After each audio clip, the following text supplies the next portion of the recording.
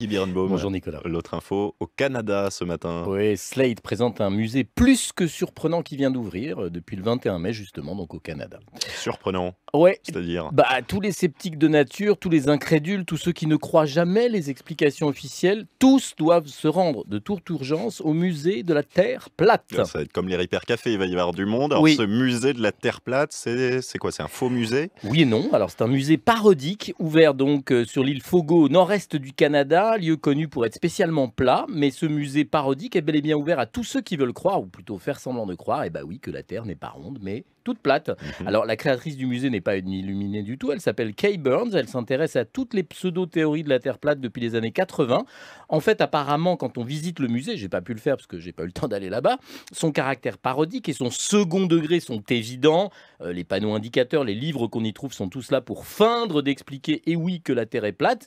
Plaisanterie assez poussée, puisque la créatrice du lieu a même changé d'identité pour se transformer en Iris Taylor, présidente de la flat ça veut dire plat, Flat Earth Society of Canada, société qui a réellement existé, Nicolas, au début des années 70. Mmh. Et quand je dis les années 70, c'est 1970. Hein. C'est pas 1700 ou 1800, non, non, c'est 1970.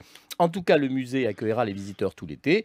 Alors, je trouve que ce lieu pourrait inspirer les nombreux adorateurs de la théorie du grand complot hein, qu'on croise tous les jours. Ils ont développé ou trouvé sur le web des espaces dédiés à leurs pseudo-croyances. Alors, il y a ceux qui croient toujours pas que l'homme a marché sur la Lune, j'en connais. Ceux qui pensent encore qu'aucun avion ne s'est écrasé sur le Pentagone le 11 septembre 2001, j'en connais aussi.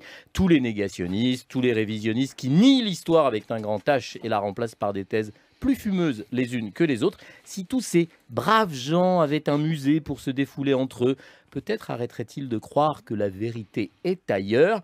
Parce que, comme l'écrit le très grand écrivain japonais Haruki Murakami dans One Q84, c'est le titre, dépouiller l'histoire de sa vérité, c'est comme dépouiller quelqu'un d'une partie de sa personnalité.